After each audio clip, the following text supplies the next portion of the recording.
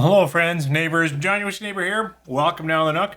Welcome to Sunday, and I've got a couple of samples that have actually been in these bottles since 2021. Ray, a good friend of the channel, got these to me back then, and I lost track of them. Just found them the other day, and so I thought, let's talk some big bourbons. What I've got in the first glass is Devil's River. I believe it's out of San Antonio, Texas. This is a single barrel, one of their early ones. And then I've got, this is Elijah Craig, A121. So that'll be youngest in there is 12 years. I think the Devil's is 124 proof for 62, and this one's 100, I wrote down 123.6, 61.8. So really similar strength. We'll talk a bit more about what's in here, but why don't you pour, a single barrel or a barrel proof. If you have either of these, even better. Come on back and let's compare some notes. 3, 4.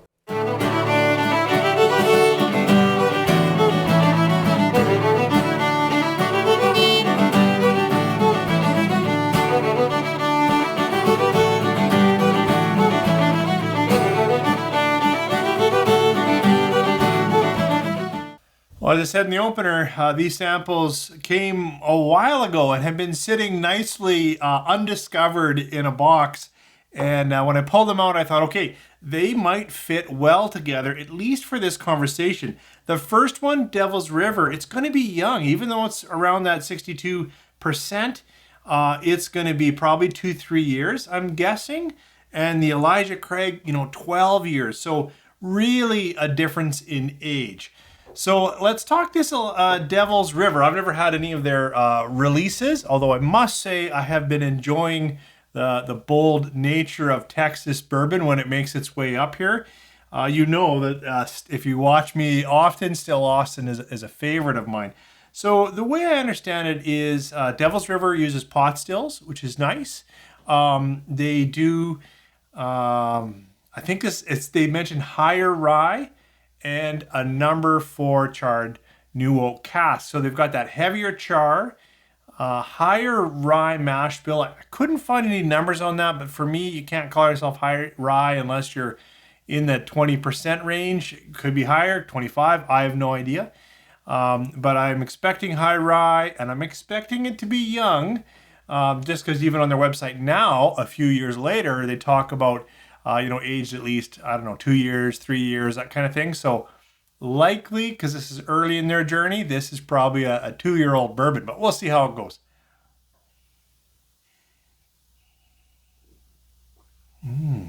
Definitely spicy, lots of cinnamons.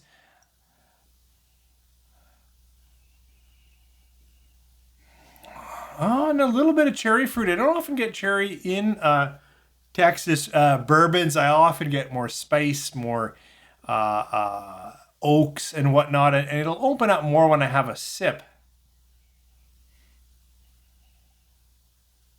Maybe I needed to give it a little more time to breathe, but right now it's got some spicing, some hot cinnamons, a light oak, not as much as I expected, and a little bit of cherry note in there. Let's give it a go on the palate. Cheers. That came alive in the palate. It really did. Maybe I didn't leave it enough time to open since I poured it, because now it's quite expressive. I've got great oak, which I was hoping for. Nice backbone oak tannins, but also spicy. Not quite woody, but it's just pushing on that edge. Cinnamon's both like bright red hot, like cinnamon heart candy, but also sort of a darker, almost a barky cinnamon as well. So not a lot of other notes going on. There's definitely vanilla sweetness in that, and a little bit of that. What's the caramel in this one? This is like those squares you used to unwrap, a little darker that way. Not as high sweet as like a Werther or that kind of thing. So darker caramels, lots of cinnamons of different kind, and good amount of oak. Better take another sip. Cheers. Well, that was very nice, especially at 62.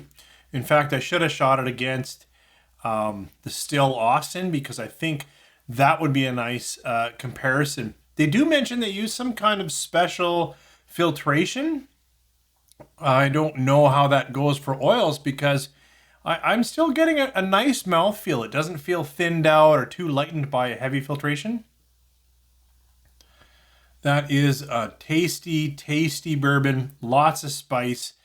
Definitely plays into that Texas profile where it's a little less fruits. Even though I was getting some cherry on the nose, and yeah, sure, there's some cooked apple kicking around in the palate. It doesn't lead with fruit. It leads with spice and oak. Okay, let's go again way back to 2021. This is Elijah Craig Barrel Proof A121, and it is 123 point something or other, giving us 61.8%. Youngest bourbon in here will be 12 years old because it carries an age stamp of 12 years. Elijah Craig carries a much lighter rye note though. I think it's around 10% rye, so I'm expecting about half the rye spice content and a lot older. Let's try it on the nose.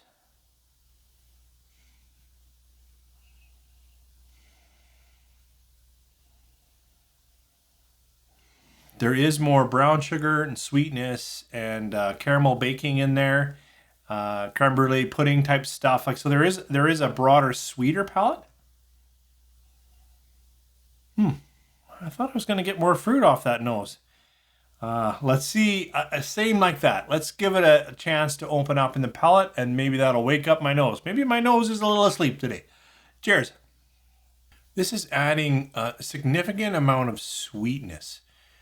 Sweet caramel corn, sweet sugars, even brown sugars, light and dark sugars, cooked cinnamon bun glaze, like I've said that before, right? Where you've got the cinnamon spicing and even a bit of peppering, but it's got a lot more sugar note. It's just sweeter, sweet toffees. Now it's for sure Werther sweetness, or I don't know how else to describe. Oh, it's almost honeyed. That's pushing too far, but right now in direct comparison, this higher rye was drying, almost puckering in the palate. Lots of oak, lots of char. Here, sweet vanillas, sugars, light toffees, lighter, whiter oaks, like brighter, that kind of thing. Better try another sip. Cheers. I don't know if that second sip really added much to the conversation. It's staying in that sweet, nice, light toffee. The fruits, like maybe like a maraschino cherry, right? Like that sweet syrupy. I don't want to overplay it, but in contrast, I am shocked at how sweet this is. Roasted marshmallow sweet, like that. Toasted sugar sweet. Not quite like toasted barrel. I'm not getting almonds and those kind of, but just quite a bit of light graham cracker and roasted marshmallow and sweet brown sugars. Wow. In comparison, that's the story of this Elijah Craig. And I expected it to be rounder than it is, given like all of that age. Okay, long finish, it's got some really nice oak in there. The kind of like nice, like which is older oak, but I mean just that, not as abrasive as the oak here, not as sharp as the oak here. But I think what's making the biggest difference, I obviously age is in it, but I think it's all about the higher rye versus the lower rye, and sort of the rapid, maybe the younger aging here than the older, slower matured Elijah Craig. This is starting to get better, and with maybe a little bit more time in the palate, a little more time in the glass, it's going to get better yet. But right now, this Devil's River